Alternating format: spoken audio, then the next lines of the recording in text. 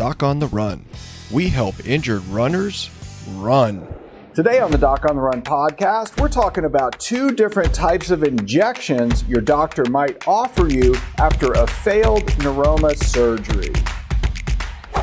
Okay, let's consider you're a runner and you've got a neuroma and you've been running. It gets more painful. It starts with little weird sort of sensations. It gets more numb. It starts to have more tingling, starts to have more burning pain, and then your doctor talks you into surgery.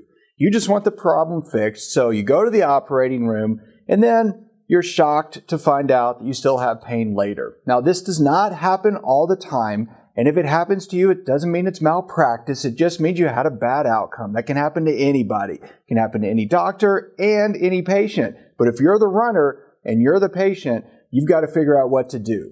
Now, there are a couple of different kinds of injections you can have after you get a neuroma surgery that fails and the neuroma is still painful. So I thought it might be helpful to explain a little bit about how that can happen. So when we look at your foot, if you think about where the neuroma happens,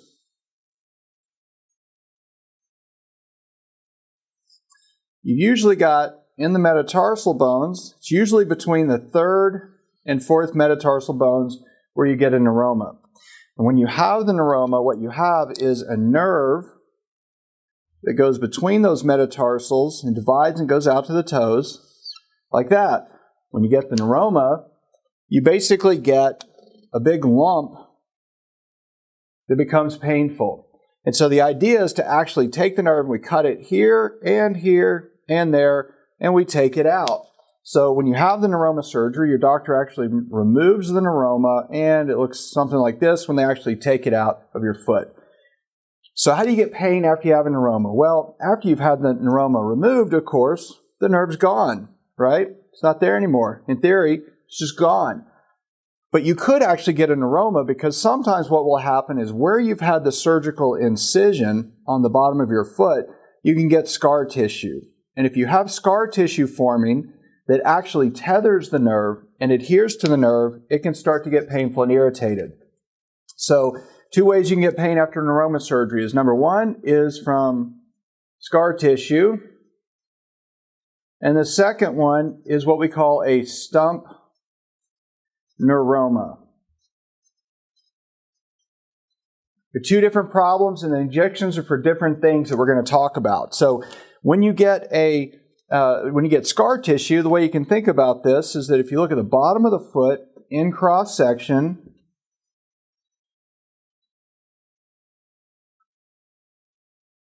you got the metatarsal bone sitting here like this, and so this is one of these metatarsal bones, and the nerve that comes down is gone now, right? It's been cut. So you have some of the nerve in the toe, and you have the nerve here where it was cut, and that's where it was removed.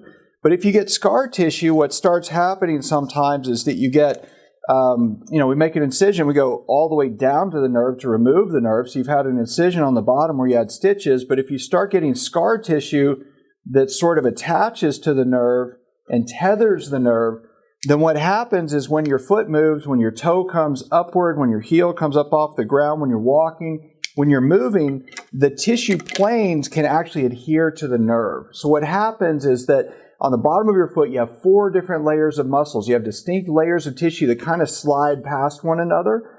And if you have surgery and we successfully remove the neuroma, but some scar tissue kind of gets wrapped around the nerve, then when you take a step and you move and you twist and you bend your foot, then it can kind of tug on the nerve and you start getting mechanical irritation of the nerve that we refer to as neuritis, or inflammation and irritation of the nerve.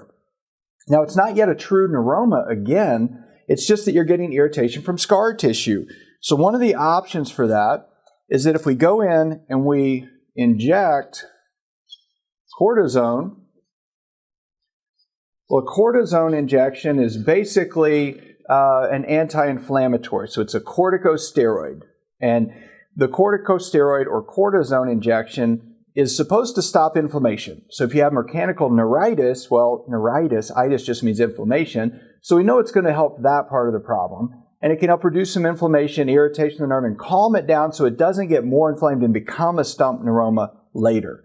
The other thing is that corticosteroids are very good at breaking up collagen bonds. And so scar tissue is nothing but disorganized collagen. So all these little red strands that I've sort of drawn as an illustration of the scar tissue, just collagen.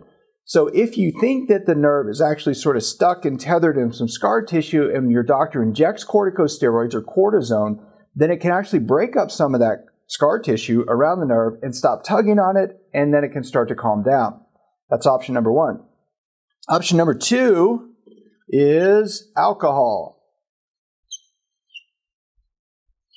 And so when you read about alcohol injections, what you'll probably find is something that describes a thing called alcohol sclerosing injections. And alcohol injections basically demyelinate the nerve, and the nerve withers away and dies. And basically when you do the alcohol injection, you're trying to kill the nerve and cause it to stop being a sensory nerve, stop picking up pain sensations, stop sending pain signals to your brain that tell you it hurts.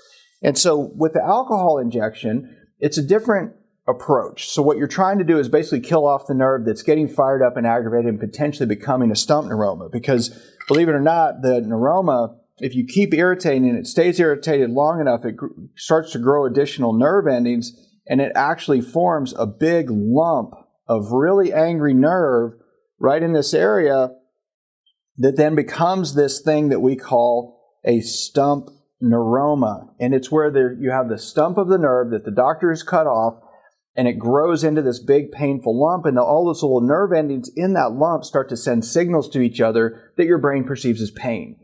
Stump neuromas are typically more painful than the original neuroma. That's why you don't want one.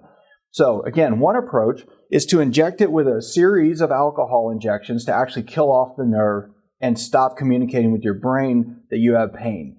The second option is the cortisone injection, which basically is trying to free up the scar tissue around it and stop the inflammation so it doesn't become a stump neuroma. Two completely separate approaches, but both of those are reasonable if you've got a surgery where your pain's not gone, your pain starts coming back, it feels like it's stuck, it's painful, it's pulling, it feels like you're getting those same sort of neuroma type pains you were having before.